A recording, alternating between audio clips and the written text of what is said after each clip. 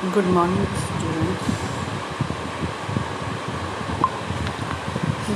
Students.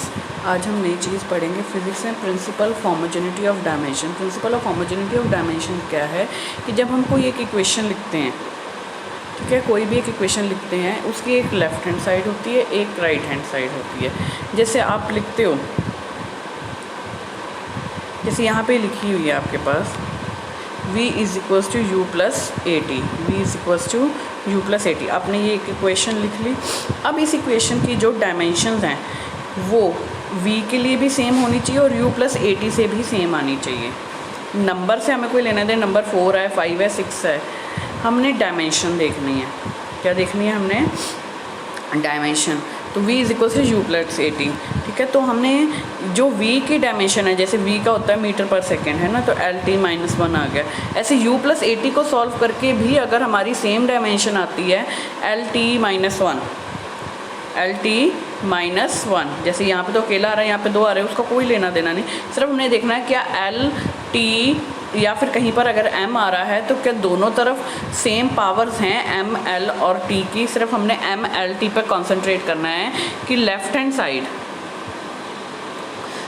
Side और right hand side दोनों तरफ जो है वो सज्जे खब्बे पासे दोनों तरफ जो m, l, t है उसकी जो पावर है वो सेम आनी चाहिए। अगर l1 है तो दूसरी तरफ भी l1 होना चाहिए, m0 है तो दूसरी तरफ भी m0 होना चाहिए, t माइनस 1 है तो दूसरी तरफ भी t माइनस 1 होना चाहिए। बल्कि m, l, t की जो पावर्स हैं वो सेम होनी चाहिए, बाकी तो वो होमोजेनिटी शो करता है, तो वो इक्वेशन होमोजेनिटी शो करती है। अगर हमारी जो है डायमेंशन सेम नहीं होंगी तो वो होमोजेनिटी शो नहीं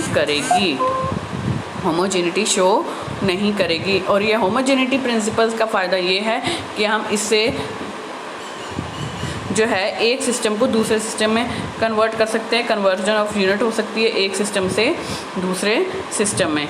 करेक्टनेस देख सकते हैं, डिराइव कर सकते हैं दूसरे रिलेशन को। तो जो होमोजीनियस इक्वेशन होगी उसी को यूज़ करके हम दूसरे कन्वर्जन कर सकते हैं यूनिट्स का एक से दूसरे में। करेक्टनेस, अगर कोई एरर आ रहा है तो उसको करेक्ट कर सकते हैं, और फिज़िकल क्वांटिटीज़, जो डिफरेंट फिज़िकल क्वांटिटीज़ हैं उनका रिलेशन डिराइव कर सकते हैं। जैसे अब इन्होंने ये एक एग्जांपल लिया कि क्या कोई इक्वेशन होमोजीनियस है भी है या नहीं, तो v is equal to u plus a t. V का फॉर्मूला लिखा है एल टी माइनस 1, यू भी क्या होता है वो भी एल टी माइनस, क्योंकि एक इनिशियल वेलोसिटी है एक फाइनल वेलोसिटी है, तो दोनों की वेलोसिटी में तो एल टी माइनस 1 ही आया। अब a t acceleration due to gravity, वो क्या होगा? Only acceleration, not acceleration due to gravity, only acceleration L T minus 2, क्योंकि मीटर पर सेकेंड स्क्वायर होता है, तो एल टी माइनस 2। और टाइम की t, अब बेस सेम पावर है तो -2 + 1 क्या बन गया? -1। तो दोनों तरफ ही हमारी जो डायमेंशन है वो सेम होगी। तो ये एक होमोजीनियस इक्वेशन, मतलब इसको फर्दर मैं यूज़ कर सकती हूँ किसी और सिस्टम की इक्वेशन चेंज करने में, फिजिकल क्वांटिटीज़ डिराइव करने में और करेक्टनेस लेकर आने में। तो अब conversion of one system into units of into another, एक से दूसरे सिस्टम ऑफ यूनिट्स में हम कैसे जा सकते हैं? आपने ये फॉर्मूला पढ़ा था x is equal to n u, जहाँ पे n जो है वो न्यूमेरिकल वैल्यू, मतलब कि कोई नंबर है, u जो है वो यूनिट है और x उस फिजिकल क्वांटिटी का नाम है। जैसे लिखती हूँ मैं F is equals to M है, force is equal to mass into acceleration, है ना। तो जो ये फोर्स है x जो है वो एक फिजिकल क्वांटिटी है फोर्स, n क्या है? नंबर है, u क्या है? यूनिट है। अब मैं क्या लेती हूँ कि एक जो है, let us consider m1 l1 t1 be the fundamental unit of mass length and time in one system. एक सिस्टम जो है, एक सिस्टम में जो फंडामेंटल यूनिट यूज़ हो रही है उसकी डायमेंशन है m1 l1 t1 और दूसरे में हो रही है m2 l2 t2। और जो फर्स्ट सिस्टम है उसमें उसकी पावर है a, और let a b c be the dimension of mass length and time. तो इनकी पावर कितनी बन गई? A b c. हमने पावर्स क्या ले ली? ए बी सी। एक में मास length time m1 l1 t1 ले लिया, एक में m2 l2 t2 ले लिया, एक की न्यूमेरिकल वैल्यू जो है वो n1 ले ली, फर्स्ट वाले की और सेकंड वाले की न्यूमेरिकल वैल्यू n2 ले ली, ठीक है। अब हम ये मान के चलते हैं, और इनकी पावर्स क्या ले ली? ए बी सी। हम ये लेकर चलते हैं कि ये होमोजीनियस हैं।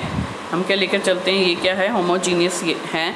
तो दोनों की फिजिकल क्वांटिटीज़ की डायमेंशन सेम हुई, जब डायमेंशन सेम होगी तो उन दोनों को हम इक्वल लिख सकते हैं। जैसे यहाँ पे x की value n1 m1 a1 l1 b t1 c, ठीक है, उधर x2 की आई n2 m2 a l2 b t2 c। अब दोनों ही x हैं, दोनों ही x हैं, तो उन दोनों को मैंने कंपेयर कर लिया, मतलब कि इक्वल टू करके लिख दिया। तो मैं दोबारा से देखो x is equals to n u. अब मैंने दो सिस्टम ऑफ इक्वेशंस ली, एक में x1 की वैल्यू लिख ली मैंने m1 l1 t1 और उनकी पावर्स ले ली a b c। एक में मैंने ले लिया m2 l2 t2 और उनकी पावर्स भी ले ली a b c। अब दोनों वैल्यूज़ तो x की हैं ना, जब दोनों वैल्यूज़ x की हैं तो हम उन दोनों को इक्वल लिख सकते हैं। अगर मैं कोई वैल्यू 5 निकाल रही हूँ, आप भी कोई वैल्यू 5 निकाल रहे हो, तो इसका मतलब हम दोनों की वैल्यू सेम है, तो हम दोनों इक्वल खड़े हो गए। मेरे नंबर भी 50 हैं, आपके नंबर भी 50 हैं, तो हम दोनों एक बराबर एक ही पोजीशन पे खड़े हो गए, इक्वल रख सकते हैं कि इन दोनों की पोजीशन सेम है। तो वैसे ही अब ये दोनों x हैं तो इन दोनों को इक्वल रख सकते हैं, इनकी पोजीशन सेम है। अब मैं क्या करूँगी, n2 की वैल्यू निकालूंगी। n2 कैसे निकलेगा, n1 तो बाहर आ गया, m2 जो है वो जिसकी पावर सेम है उसको उसके नीचे रख लिया। अब m1 और m2 की पावर सेम है, उनको इकट्ठे रख लिया। l1 और l2 की पावर सेम है, उनको इकट्ठे रख लिया। t1 और t2 की पावर सेम है, उनको इकट्ठे रख लिया।